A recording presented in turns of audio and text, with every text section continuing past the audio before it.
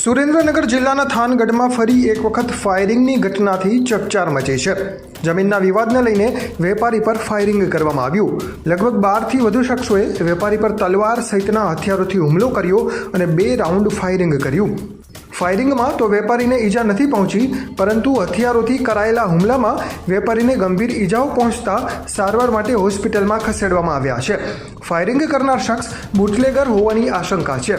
ઘટનાની જાણ થતાં ડીવાયએસપી સહિતનો પોલીસ કાફલો સ્થળ પર દોડી ગયો હતો અને ઘટના સ્થળનું નિરીક્ષણ કર્યું હતું। હુમલાની ઘટના અંગે ગુનો નોંધી પોલીસે તપાસ શરૂ કરી છે।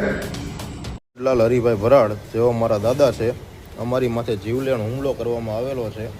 જીવલેણ હુમલામાં રાહુલ પરમાર કરીને વ્યક્તિએ લોખંડના પાઇપ વડે મારા દાદાને માથામાં મારેલ છે, જેને 8 ટાંકા આવેલા છે અને રાતના હજી બેભાન હાલતમાં છે।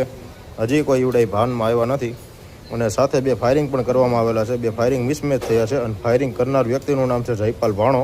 એની સાથે હતો એક મેહુલ ઘોંઘો કરીને વ્યક્તિ નામ છે અને એની સાથે હતો એક મુનો, જે ભાણાનો જયપાલ ભાણો જે ફાયરિંગ કર્યા એનો ભાઈ મુનો, અને એને બીજો એક વ્યક્તિ છે એ અતુલ શક્તિ રિક્ષા હાકે છે પાણીના બાટલામાં। એનું નામ ગોપાલ તરીકે ઓળખાય છે। પાકું નામ અમને ખબર નથી, ગોપાલ તરીકે બધા કહે છે। અને માથામાં ઈજા પહોંચાડેલી છે। કાલ રાતના હજી બેભાન હાલતમાં છે। હજી સારવાર એમની ચાલુ છે, હજી કોઈ ભાનમાં આવેલા છે નહીં। અને મારા ભાઈને પણ હાથમાં, જમણા હાથમાં મારવામાં આવેલો છે ઘા। એને પેલી આંગળીની ફ્રેક્ચર અને ટટલી આંગળીની ફ્રેક્ચર થઈ ગયેલું છે। એને પણ ગંભીર ઈજા થયેલી છે।